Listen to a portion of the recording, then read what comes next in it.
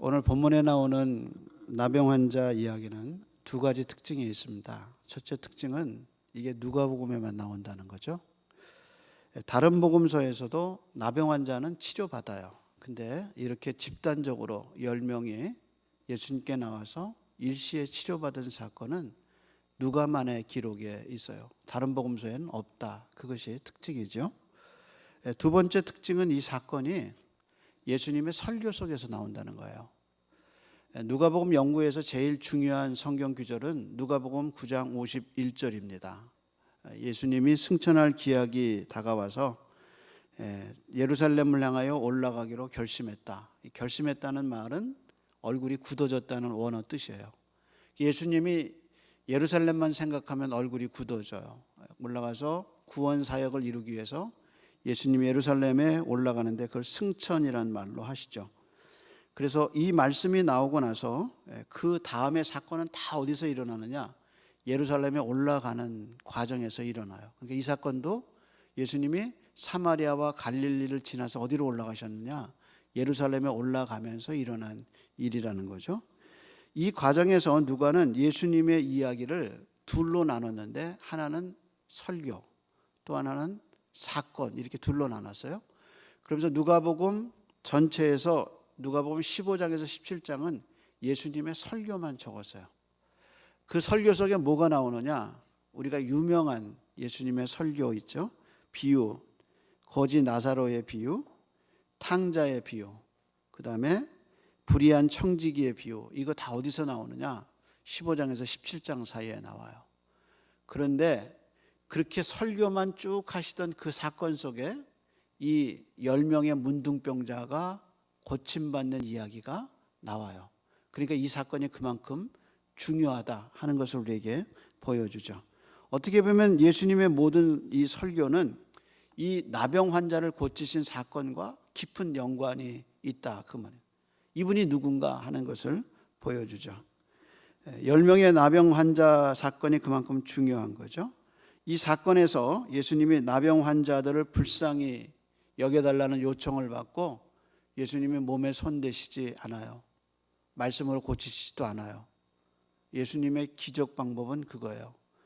너희 몸을 제사장에게 가서 보여라, 이렇게 말씀하셨어요. 만져주셨다는 얘기 없거든요. 전에 나병 환자를 고칠 때는 파격적으로 예수님이 손대지 않는 나병 환자를 본인이 직접 손대셔서 치료하셨어요. 근데 지금 이 10명의 나병 환자는 그런 기적의 역사가 없이 그냥 하신 말씀은 너희가 제사장에게 너희 몸을 보여라, 이렇게 얘기하셨습니다. 여러분, 나병 환자가 자기 몸을 제사장에게 보이는 것은 두 가지 경우밖에 없어요. 첫째는 자기가 병에 걸렸을 때 이게 나병인지 피부병인지 구분이 안 가요. 그러면 누구에게 가느냐? 동네 의사한테 가는 게 아니라 율법의 말씀대로 제사장에게 가요. 그래서 자기 몸을 다 보여주고 이것이 피부병인지 나병인지 일주일간 머물면서 진단을 받죠. 그래서 진단받을 때 자기 몸을 보여줘요. 두 번째 경우는 자기가 나았을 때, 치유함을 받았을 때 확인하러 가요. 그래서 제사장이 인증을 해줘야 동네에서 살 수 있어요. 마을에서 살려면 자기가 나았다는 인증서를 이 제사장에게 받아야 되는 겁니다. 그래서 지금 예수님이 너희 몸을 제사장에게 가서 보여라, 이 말은 네 몸이 나을 거다, 그 뜻이에요. 그래서 너희가 나을 것이니까 가서 너희 몸을 보여주고 확인받으라, 이렇게 얘기하셨습니다. 그런데요, 예수님이 이 10명의 문둥병자를 고치기 전에 그 앞에 제자들이 예수님께 믿음을 달라고 고백하는 장면이 나와요. 제자들이 이렇게 얘기했습니다. 예수님, 우리에게 믿음을 더하소서. 그랬더니 예수님 하신 말씀이 그거죠. 너희에게 겨자씨 하나일 만한 믿음이라도 있으면 이 뽕나무더러 들어서 뿌리채에 들어서 바다에 심기우려 하면 그대로 되리라, 이렇게 얘기했어요. 여러분, 이거는 상식적으로 생각하셔야 돼요. 나무 중에, 이스라엘 나무 중에 뿌리가 제일 깊게 내리는 나무가 뭐냐? 뽕나무예요. 그래서 뽕나무 위에 삭개오가 올라가죠. 그만큼 큰 나무예요. 근데 그 나무가 뿌리채에 뽑혀요. 그래서 바다에 던져져라. 그래서 바다에 어떻게 하느냐? 떠다니는 게 아니라 거기 심겨지라. 그렇게 있을 수 없는 얘기죠. 근데 네가 겨자씨만한 살아있는 믿음이 있어서 그렇게 말하면 이대로 되리라. 예수님이 말씀하셨어요. 그래서 믿음에 살아있는 믿음이라면 그렇게 될 거다 이렇게 얘기했는데, 그러면 믿음은 이런 기적을 낳는데 그럼 믿음이 뭐냐 그거죠. 여러분, 믿음은 내가 믿음이 얼마나 강하냐, 내가 얼마나 믿음이 크냐 아무 상관없어요. 예수님 뭐라고 그러셨어요? 믿음의 크기가 아니라 생명력, 겨자씨만한 생명력이에요. 생명력. 그러면 이 생명력은 어디서 올까? 그것은 예수님의 말씀에서 와요. 예수님이 그러셨거든요. 너는 가서 네 몸을 보여라. 이렇게 예수님의 말씀이 떨어졌어요. 우리에게 믿음은 어디서 오느냐? 내가 얼마나 큰 믿음을 갖고 있느냐, 나한테는 죽은 나한테는 그 믿음이 생길 수가 없어요. 왜냐하면 내 목구멍은 열린 포도는, 내 입은 독사의 독이라 내 안에는 죽음이 가득 차 있어요. 그래서 생명력 있는 믿음이 생길 수가 없어요. 오히려 살아있는 것도 나한테 들어오면 죽어요. 나는 죽은 존재라, 하나님 앞에 죽은 존재라 생명력 있는 믿음이 생길 수 없어요. 그런데 생명이신 예수님이, 인간의 근원이신, 천지의 근원이신 예수님이 나한테 생명을 가지라고 말씀을 던져주셨어요. 그래서 그 말씀이 내게 들어오면서 내 안에 뭐가 생기냐? 믿음이 생긴 거예요. 그래서 믿음은 내가 얼마나 큰 믿음 가졌냐, 내가 얼마나 강하냐 다 소용없어요. 예수님에게서 온 말씀이냐 그거예요. 그래서 씨 뿌리는 비유에서 예수님 말씀 뭐라고 하셨냐? 농부가 씨를 뿌렸는데 그 씨가 말씀이더라 그렇게 했어요. 말씀이 길가에 떨어짐에, 말씀이 돌적밭에 떨어짐에, 말씀이 좋은 밭에 떨어짐에 뭐냐? 생명은 말씀이란 말이에요. 말씀. 그래서 그 죽은 나한테 그 생명의 말씀이 떨어지는 거예요. 근데 예수님이 지금 말씀을 주신 거예요. 그래서 믿음은 뭐냐? 이 말씀에 대한 나의 반응, 이 말씀을 주신 예수 그리스도가 누군가 하는 그 예수 그리스도에 대한 그것이 믿음이에요. 그래서 성경의 모든 믿음은 예수 그리스도가 누구냐를 믿는 거예요. 그래서 예수님이 내 죄를 위해서 죽으셨다, 예수님이 내를 위해서 부활하셨다, 거기가 믿음의 진짜란 말이에요. 그것이 성경이 말하는 믿음이에요. 왜? 죽은 내가 살아날 수 있는 것은 예수의 죽음 때문에 살아나요. 죽은 내가 다시 살아나는 건 예수의 부활 때문에 살아나는 거예요. 그러니까 죽은 내가 다시 살아나는 건 예수의 생명밖에 없단 말이야. 그러니까 생명이신 예수님에게서 말씀이 떨어질 때 그 말씀이 나를 살려주고 그 말씀이 나한테 믿음을 준단 말이야. 그것이 생명의 원리죠. 그래서 내 믿음이 얼마나 크냐 그게 중요한 게 아니라 믿음의 대상이신 예수님을 내가 어떻게 생각하느냐, 그분을 내가 어떻게 믿느냐, 그것이 믿음의 생명력이란 말이에요. 이 10명의 문둥병자가 보여준 반응이 그거예요. 그들은 예수님의 말씀이 떨어졌어요. 죽은 자신에게 예수의 말씀이 떨어졌어요. 그 말씀에 대한 반응이 뭐냐, 그것이 믿음이에요. 우선 누가복음 전체에서 예수님이 사람의 병을 고치신 사건과 이 사건을 비교해 봐야 돼요. 예수님이, 이게 17장 사건인데 예수님이 이 앞전에 5장에서 8장 사이에 4사람을 고치셔요. 근데 첫 번째 누굴 고치시냐? 5장에 보면 지붕을 뚫고 온 중풍병자를 고치셔요. 우리가 잘 아는 사건이죠. 그리고 7장에 가면 예수님이 나인성에 죽은 과부의 아들을 살려주셔요. 그 다음에 8장에 가면 회당 예배에 가셨는데 회당에서 손 마른 사람이 있어요. 그래서 예수님이 뭐라 하시냐? 일어나라, 그리고 네 손을 내밀어라, 이렇게 얘기하셔요. 그것이 이제 회당에서 손 마른 사람을 고치신 사건이에요. 그 다음에 예수님이 누가복음 8장에 가면 야이로의 딸을 고치셔요. 그래서 5장에서는 중풍병자, 6장에서는 손 마른 사람, 7장에서는 나인성의 과부, 8장에서는 야이로 딸, 이렇게 고치셔요. 근데 이 4사건의 공통점이 뭐냐? 말씀을 받은 사람이 순종해요. 예를 들어 볼까요? 예수님이 중풍병자에게 이렇게 얘기하시죠. 네 상을 들고 걸어가라. 지금 움직일 수 없어서 다른 사람이 네 사람이 매 갖고 왔잖아요. 심장에 매어서 내려왔는데 자기 보고 뭐라 그러셨냐?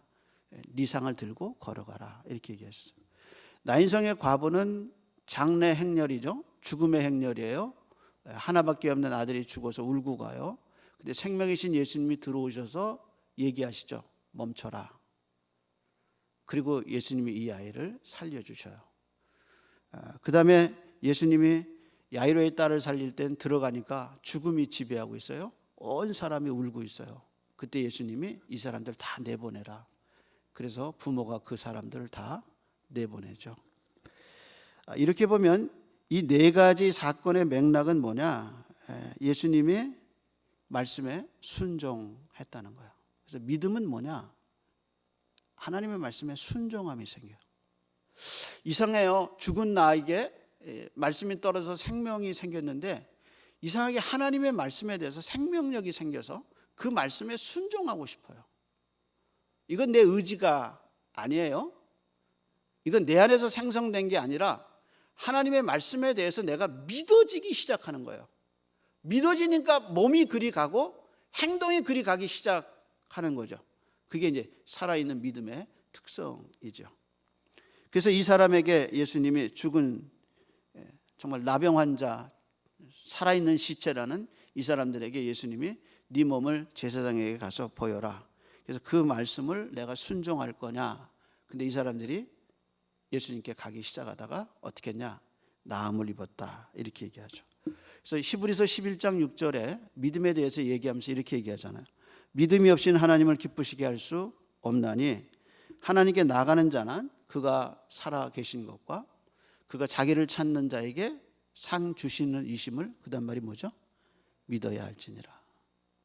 그러니까 살아계신 하나님, 또 그분이 자기를 찾는 자에게 상 주시는 이심을 믿는 것은 뭐냐? 그게 지금 말씀이란 말이에요. 히브리서 11장 6절의 말씀이 자기에게 떨어졌어요. 근데 그게 믿어지기 시작하는 거예요. 그래서 하나님께 나가고 내가 기도하면 하나님이 응답하실 거라는 믿음이 생기기 시작했는데 그 믿음은 말씀이 떨어져서 생긴 거라면서. 말씀과 죽은 내가 만나면서, 말씀과 죽은 내가 만나면서 그 안에 스파크가 일어났는데 그것이 믿음이랍니다. 그러니까 이 믿음이 생기면서 하나님을 향해서 반응이 생겨요. 세상 사람은 그렇게 할 수 없어. 왜? 믿음이 없으니까. 그들은 이런 생각, 이런 것을 가질 수가 없단 말이에요. 그래서 세상 사람 믿음이 없기 때문에 자기가 생성된 믿음으로는 할 수 있어요. 어떤 것도 뚫고 나갈 수 있고 어떤 일을 할 수는 있어요. 근데 하나님을 향해서는 반응할 수 없어요. 왜? 하나님을 향해서는 죽어 있으니까. 그런데 믿음이 들어오면 세상 일은 못할 수도 있어요. 그것도 안 될 수도 있어요. 그런데 하나님을 향해서는 반응할 수 있어요. 하나님을 향해서 새 생명이 생겨서 그분의 말씀에 대해서 들려지기 시작하고 순종하기 시작하고 그분이 믿어지기 시작하는 거예요. 왜? 믿음이 생겨서. 말씀이 떨어진 거예요.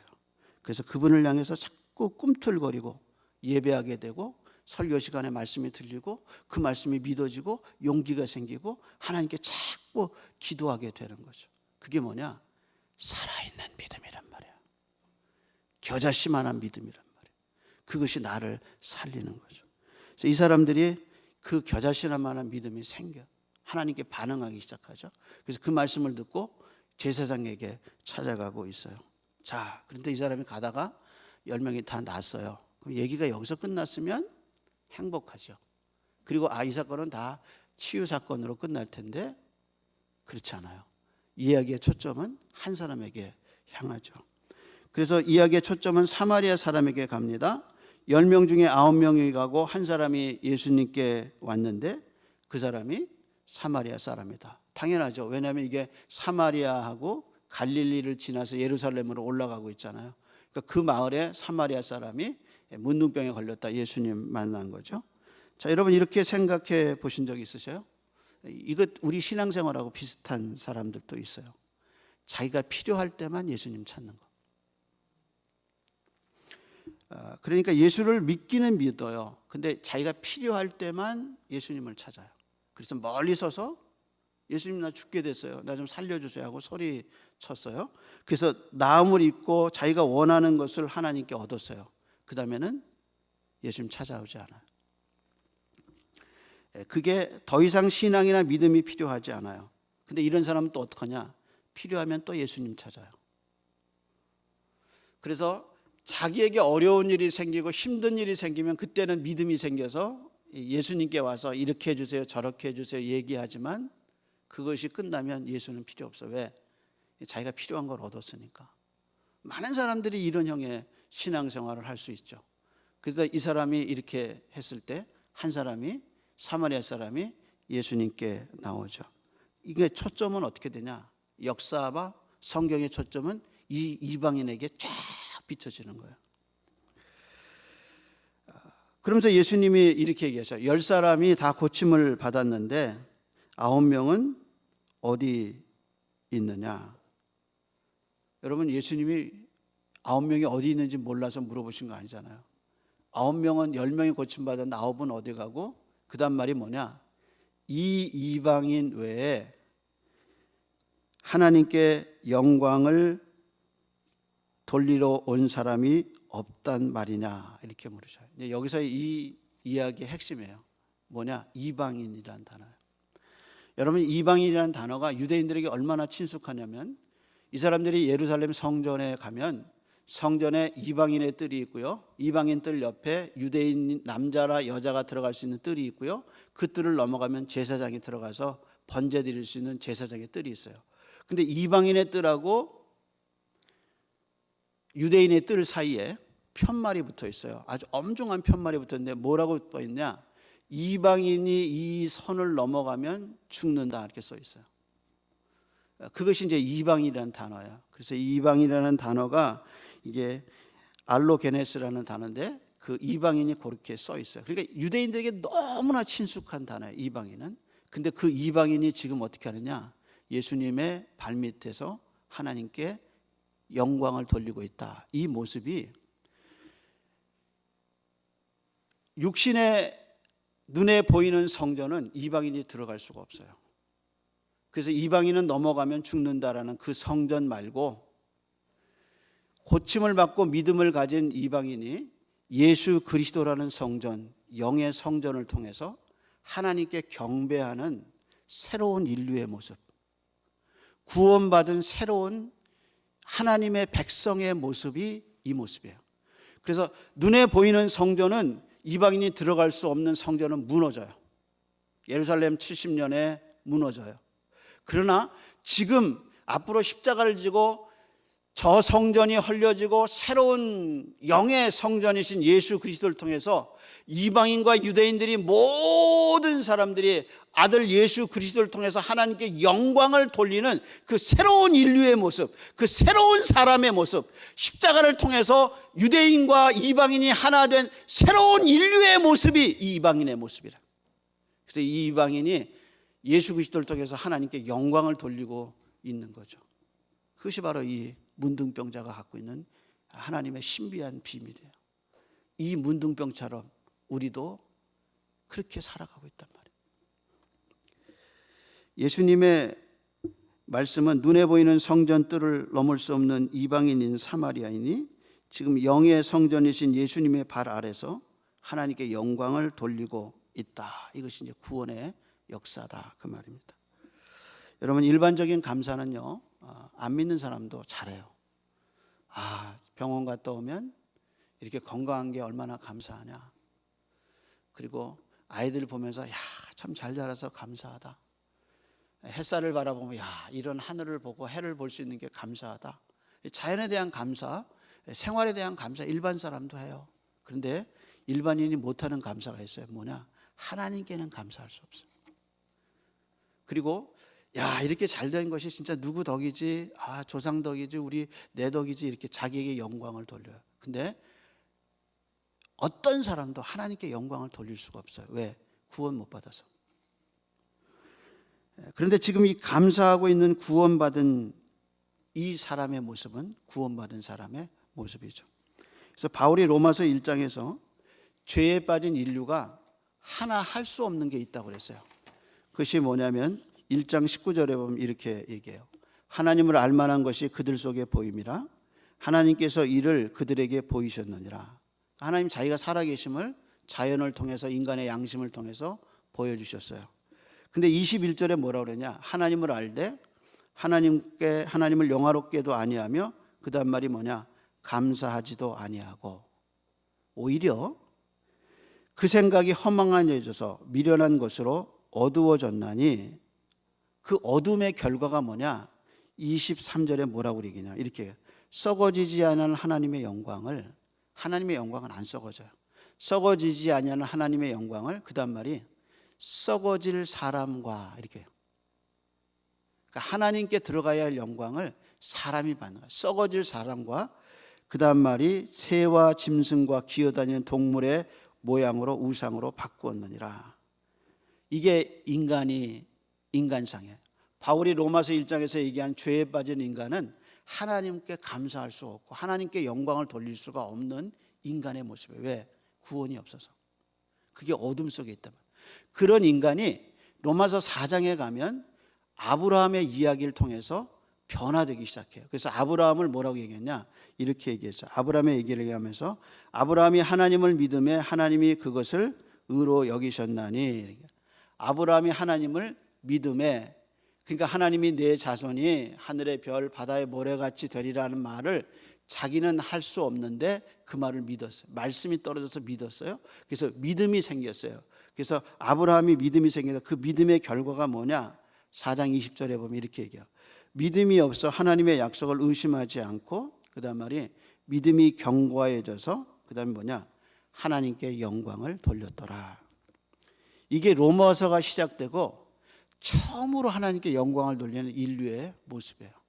그러니까 믿음이 있어야 하나님께 영광을 돌릴 수 있고 그것이 바로 구원받은 인간의 모습이에요. 성경의 나병은 전통적인 죄의 모습이에요. 나병 환자는 전통적인 죄인의 모습입니다. 그래서 나만 장군이 보기에는 화려하고 보기에는 부러울 것 없이 보였지만 그래서 나만 장군을 표현할 때 성경이 이렇게 표현하죠. 아람 나라 왕의 나만 장군은 군대 장관으로 나만은 그의 주인 앞에 크고 존귀한 자요 그는 큰 용사나 그 다음 말이 뭐냐면 나병 환자더라. 그러니까 남 보기에는 괜찮아요. 남 보기에는 그럴듯하게 보여요. 화려하게 보여요. 근데 집에 들어가서 옷 벗고 앉아 있으면 냄새가 자기가 싫어. 그게 인간의 모습이야. 남 보기에는 너 괜찮지, 남 보기에는 너 무슨 걱정 있어 하지만 집에 들어가서 혼자 앉아 있으면 두려워요. 그리고 자기 죄 때문에 너무 힘들어요. 그것이 뭐냐? 인간의 모습이에요. 그 비참함 때문에 스스로 죽고 싶어요. 그런 나병 환자 이 사마리아 사람이 믿음이 생긴 거예요. 예수의 말씀 때문에. 그래서 인류의 구원자이신 예수 그리스도 앞에 엎드려서 하나님께 영광을 돌리고 있는 새로운 모습을 우리에게 보여줘요. 죄인이 의인된 모습이고 믿음의 결과가 뭔가를 보여주죠. 그래서 하나님께 감사하고요. 하나님께 영광을 돌리는 건 구원받은 사람만 할 수 있어요. 그리고 믿음을 가진 사람만 할 수 있어요. 그게 겨자씨만한 믿음이에요. 따라서 우리가 이 감사절을 지나면서 가장 감사해야 되는 게 뭐냐? 문둥병자 같은 나를 구원해 주신 거예요. 그 썩어가는 쇳덩어리인 나를 보혈의 피로 구원해 주셔서 하나님을 경배하고 하나님께 감사하고 하나님께 영광을 돌리는 존재가 되게 해주신 것, 그것이 가장 큰 감사합니다. 그 은혜가 저와 여러분에게 있기를 소원합니다. 기도하겠습니다.